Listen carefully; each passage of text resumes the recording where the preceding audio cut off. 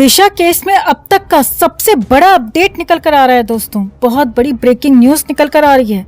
जी हाँ, जैसा कि आप सब जानते हैं कि दिशा की फाइल दोबारा खुल चुकी है और सरकार ने इस केस में नई एसआईटी भी बिठा दी है, जो बेहद गोपनीय तरीके से, शांतिपूर्ण तरीके से इस जांच में जुट चुकी है। और बताया जा रहा है कि अब ये एसआईटी दिशा के उसी मलाड वाले फ्लैट में जाकर 8 जून को फिर से दोहराएगी। जी हाँ, 8 जून के दिन दिशा के साथ जो कुछ हुआ वो दिशा के इस मलाड वाले फ्लैट में फिर से दोहराया जाएगा, जिससे कि फाइनली दिशा के साथ हुए कांड की सच्चाई की तह तक पहुंचा जा सके। तो आखिर कैसे दोहराया जाएगा 8 जून, क्या क्या है तैयारी, और अगर इस रिक्रिएशन में ये साबित हो जाता है कि दिशा खुद उस 14वीं मंजिल से नहीं कूदी थी बल्कि उसे धक्का देकर गिराया गया था, तो आगे क्या हो सकता है एक्शन, आपको दिखाते हैं, बताते हैं सब। आप भी इस खबर को ज्यादा से ज्यादा लाइक और शेयर कर अपना प्यार और सपोर्ट दिखाएं और कमेंट में इसे लेकर आप भी अपनी बात, अपनी राय जरूर रखें। चैनल के साथ जुड़कर चैनल को सब्सक्राइब कर इस मुहिम का हिस्सा बने। तो इस बार दिशा खुद लौट रही है 8 जून का सच बताने। जी हाँ, बिल्कुल सही सुन रहे हैं आप। दरअसल खबर निकल कर आ रही है कि नई एसआईटी दिशा के साथ हुए 8 जून को हुए हादसे को उसी मलाड वाले फ्लैट में जाकर रिक्रिएट करने जा रही है। 8 जून की रात उस फ्लैट में जिस तरह का माहौल था, जो लोग उस पार्टी में शामिल थे वही लोग वहां पर मौजूद रहेंगे। बिल्कुल उसी तरह का सीन रिक्रिएट किया जाएगा और दिशा की ही हाइट और वेट के डमी के साथ ये पूरा सीन दोहराया जाएगा। सीन को बिल्कुल उसी हिसाब से दोहराया जाएगा जैसा कि दिशा केस में सामने आता रहा है कि दिशा ने खुद 14वीं मंजिल से कूदकर अपनी जान ली।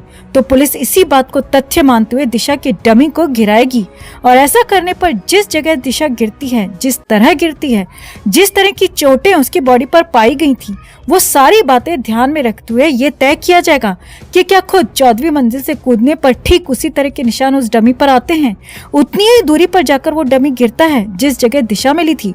और अगर इस रिक्रिएशन में कहीं पर भी ये तय हो जाता है कि खुद से कूदने पर ऐसा कुछ नहीं हो सकता जो भी कुछ दिशा के साथ हुआ था, तो ऐसे में ये एसआईटी इस बात पर मोहर लगा देगी कि दिशा के साथ वाकई में उस रात गलत हुआ, दरिंदगी हुई।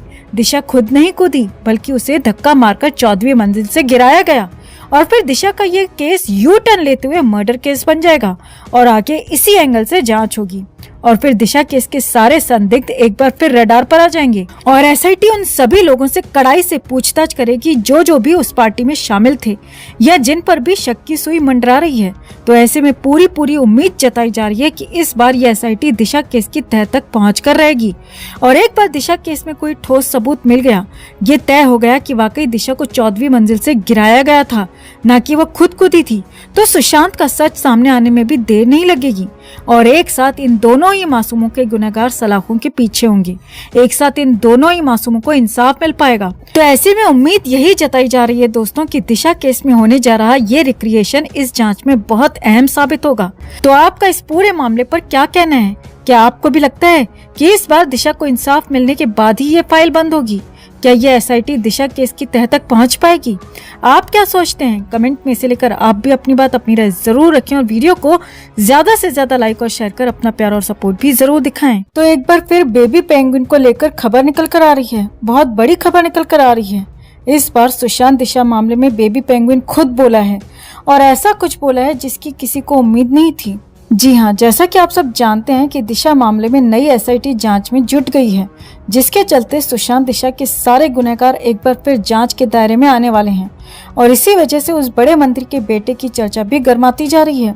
सबसे ज्यादा वो घबराया नजर आ रहा है, डरा सहमा नजर आ रहा है और खुद ही सुशांत दिशा मामले में अपनी सफाई देने पर उतारू हो चुका है। जी हाँ, आदित्य ठाकरे ने इस बार कुछ ऐसा बताया है जिसे सुनकर आप खुद फैसला करिए कि क्या वो सच बोल रहा है। तो आखिर ऐसा क्या बोला है बेबी पेंगुइन? क्या आप उस पर यकीन कर पा रहे हैं? और अगर उसकी ये बात झूठी साबित होती है तो क्या हो सकता है इसका अंजाम? आपको दिखाते हैं, बताते हैं सब। आप भी सुशांत दिशा के इंसाफ के लिए इस खबर को ज्यादा से ज्यादा लाइक और शेयर कर अपना प्यार और सपोर्ट दिखाएं। कमेंट में अपनी बात, अपनी राय जरूर रखें। चैनल के साथ जुड़कर चैनल को सब्सक्राइब कर हमारी मुहिम का हिस्सा बने। तो महाराष्ट्र की मौजूदा सरकार ने हाल ही में दिशा सालियान की मौत के मामले में एसआईटी जांच बिठाई है। दिशा सुशांत की पूर्व मैनेजर थी। सुशांत के निधन के कुछ ही दिन पहले उसकी भी मौत हो गई थी। अब 3.5 साल बाद ये मामला फिर से चर्चा में आया है। दरअसल बीजेपी और एकनाथ शिंदे गुट के कुछ नेताओं ने दिशा की मौत में आदित्य ठाकरे के इन्वॉल्वमेंट का दावा किया है, जब से दिशा की फाइल दोबारा खुली है तब से ही महाराष्ट्र में भूचाल सा आ गया है। वो सारे गुनहगार डरे घबराए नजर आ रहे हैं जो दिशा सुशांत के केस में शामिल हो सकते हैं। ऐसे में जो शख्स सबसे ज्यादा डरा हुआ नजर आ रहा है वो कोई और नहीं बल्कि बेबी पेंगुइन ही है, जो अब तक ओहदे और रुतबे की वजह से जांच के दायरे से बाहर रहा है। लेकिन अब जब जांच अधिकारी ने साफ कर दिया कि इस बार किसी को नहीं बख्शा जाएगा, जिस पर सवाल उठ रहे हैं, जिस पर संदेह जाता है, उस हर शख्स को जांच के लिए बुलाया जाएगा और कुछ भी संदिग्ध पाए जाने पर तत्कालीन उस पर एक्शन भी होगा। तो ऐसे में आदित्य ठाकरे बहुत ज्यादा घबरा गए हैं। उन्हें जांच के लिए बुलाया जाता उससे पहले ही वो खुद ही अपनी सफाई देने मैदान में उतर आए हैं और उनसे कोई सवाल करे उससे पहले ही वो अपने जवाब सामने रख रहे हैं। और इस बार उन्होंने बताया कि जिस वक्त दिशा के साथ वो सब हो रहा था उस पार्टी में, तब वो कहाँ थे, क्या कर रहे थे।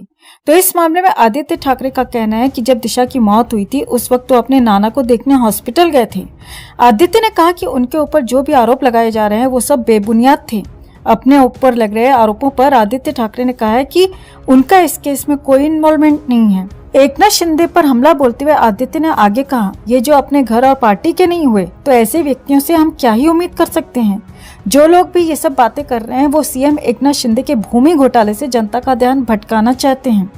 दरअसल सांसद राहुल शिवाला और बीजेपी के नेताओं का कहना है कि सुशांत और दिशा की मौत में आदित्य ठाकरे का कुछ न कुछ कनेक्शन जरूर है, क्योंकि जांच के दौरान कुछ रिपोर्ट सामने आई थी जिसके मुताबिक सुशांत की गर्लफ्रेंड रिया चक्रवर्ती ने किसी एयू शख्स को 44 बार कॉल किया था। सुशांत की मौत की जांच में सहयोग करने आई बिहार पुलिस के अधिकारियों का कहना था कि जिस एयू को रिया ने 44 कॉल किए थे वो कोई और नहीं बल्कि आदित्य उद्धव ठाकरे ही थे।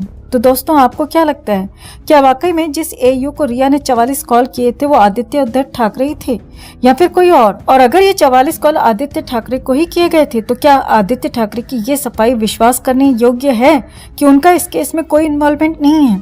और रही बात उस वक्त आदित्य ठाकरे की हाजिरी की, तो हो सकता है कि वो वाकई में उस वक्त अपने नाना को देखने अस्पताल ही गए हों, लेकिन ये किसने कह दिया कि इस बात से वो बेगुनाह बेकसूर साबित होते हैं। अब ये तो हम सब समझते हैं कि ऐसा कोई भी काम करवाने के लिए खुद मास्टरमाइंड बॉस को क्राइम सीन पर जाने की जरूरत नहीं होती, उसका सारा काम छिपे तरीके से ऑर्डर्स पर हो सकता है।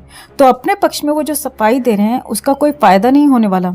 अगर एयू आदित्य ठाकरे ही हैं तो ये निश्चित है कि इस केस में आदित्य ठाकरे का इन्वॉल्वमेंट है और फैंस भी टाइम टू टाइम कई ऐसे सबूत सामने रख चुके हैं जो ये चीख चीख कर बताते रहे कि सुशांत दिशा केस से आदित्य ठाकरे का बड़ा कनेक्शन है। तो आपका इस पूरे मामले पर क्या कहना है दोस्तों? अगर आप भी हमारी बातों से सहमत हैं तो खबर को ज्यादा से ज्यादा लाइक और शेयर जरूर करें और कमेंट में से लेकर आप भी अपनी बात, अपनी राय जरूर रखें।